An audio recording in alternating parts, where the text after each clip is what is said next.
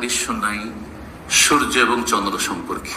এই সূর্যের তাপ গরমের দিনে কেন, এই শীতকালে ঠান্ডাতে সকালবেলা ঠান্ডা লাগছে, সন্ধ্যাবেলা ঠান্ডা লাগছে, আর সকাল 10টা 11টার পরে আর ওই কাপড়, যে কাপড় পরে 8টার সময়, আমি নিজেই বলছি 8টা সাড়ে 8টার সময় যে কাপড়টা পরে, মোটা কাপড় পরে একটু অফিসে আসছি, আর সেই কাপড় পরে 12টার সময় বের হওয়া যায় না অফিস থেকে। হঠাৎ করে দেখেন এইটুকু গরমে, শীতকালের গরমে চিন্তা করুন তো, তাহলে গ্রীষ্মকালের গরম কেমন? দুনিয়ার এই গরম যদি এত হয়, অথচ এই সূর্য কত দূরে, কত দূরে সূর্য পৃথিবী থেকে। এই সূর্য আর চন্দ্রকে কি করা হবে শোনেন। আবু হুরায়রা রাদিয়াল্লাহু তাআলা বর্ণনা করছেন, রাসূলুল্লাহ সাল্লাল্লাহু আলাইহি ওয়াসাল্লাম বলেছেন, আশ-শামসু ওয়াল কামারু মুকাওওয়ারান ফিন-নারি ইয়াওমাল কিয়ামাতি। সূর্য এবং চন্দ্রকে ভাঁজ করে গুটিয়ে জাহান্নামে কিয়ামতের দিনে ফেলে দেওয়া হবে। বিশাল সূর্য, সূর্য কত বড় চিন্তা করুন দেখি, পৃথিবীর চাইতে, সমস্ত গ্রহ নক্ষত্রের চাইতে কত বড় এই সূর্য, সেই আর সূর্যের তাপ কত চিন্তা করুন দেখি। তাহলে সূর্য চন্দ্র কি হবে? জাহান্নামে নিক্ষিপ্ত হবে। কেন নিক্ষিপ্ত হবে? এর দুটো কারণ উলামায়ে কেরামগণ বর্ণনা করেছেন। জাহান্নামে সূর্য চন্দ্রকে কেন ফেলা হবে? জাহান্নামে যে সূর্য চন্দ্রকে নিক্ষেপ করা হবে, ইয়াহতামিল আমরাইনি, দুটোর একটা হইতে পারে। একটা হচ্ছে আন্নাহুম মিন ওকুদিন নার, জাহান্নামের জ্বালানি হবে সূর্য এবং চন্দ্র।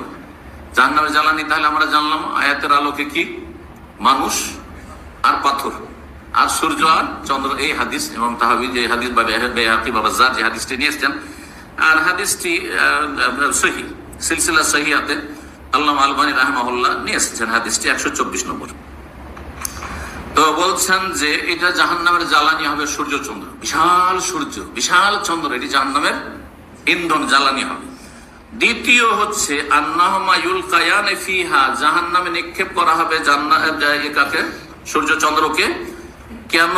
তবে কি তানলে ইবাদেহমা, যারা সূর্যের পূজা করেছে, চন্দ্রের পূজা করেছে, তাদেরকে দেখানোর জন্য যে দেখ, যে তোরা যার পূজা করছিল আর মনে করছে যে আমি সূর্যকে পূজা করে উদ্ধার হবো, এই সূর্য তোদের সাথে জ্বলছে, চন্দ্র তোদের সাথে জ্বলছে।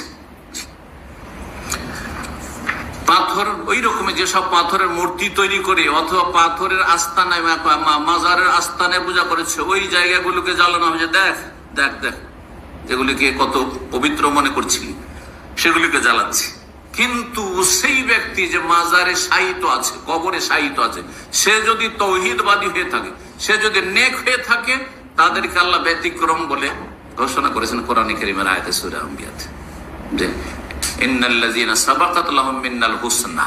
হ্যাঁ, আল্লাহর পক্ষ থেকে যদি কল্যাণের ঘোষণা হয়ে থাকে, এরা ভালো মানুষ, তাহলে তারা জাহান্নামে জ্বলবে না। কিন্তু তারাও যদি মাজার পূজার সমর্থন করে থাকে, তার বিদাতি সুফি, আর তারা মাজার পূজার সমর্থন করেছে, অতি ভক্তি পছন্দ করেছে, আর বেঁচে ছিল তারা যখন জীবদ্দশায় ছিল তাদেরকে সেজদা করেছে তাদের মুরিদরা, আর মরে যাওয়ার পরে মাজারে সেজদা করছে, তাহলে তাদেরকেও জাহান্নামে ইন্ধন বানানো, জাহান্নামে জ্বালানো হবে। এটাও ভালো করে মনে রাখতে হবে। তো বলছেন যে এই সূর্য চন্দ্রকে ইউলকায়ানে নিক্ষেপ করা হবে ফিহা জাহান্নামে। কেন? তাবকিতান লিইবাদিহিমা, যারা পূজারী ছিল সূর্য চন্দ্রে, তাদেরকে শাসন করার জন্য এবং তাদেরকে দেখানোর জন্য, আরো কষ্ট দেওয়ার জন্য চোখের সামনে, যে দেখ, দেখে ভালো করে যে যাদের কাছে কিছু আশা করছিলি আর যার পূজা করছিলি সেও জ্বলছে। জি, কানাত বাতিলা, যার পূজা ছিল বাতিল। আল্লামা আলবানী রাহিমাহুল্লাহ বলছেন হাযা হুয়াল আকরাব ইলা লাফজিল হাদিস, দ্বিতীয় অর্থটি বেশি হাদিসের ভাষার কাছাকাছি, মানে বেশি শক্তিশালী। কি? যে কেন সূর্য চন্দ্রকে আগুনে ফেলা হবে? কিসের জন্য? তার পূজারী বা এইসবের পূজারীদেরকে দেখার জন্য, শাসানির জন্য।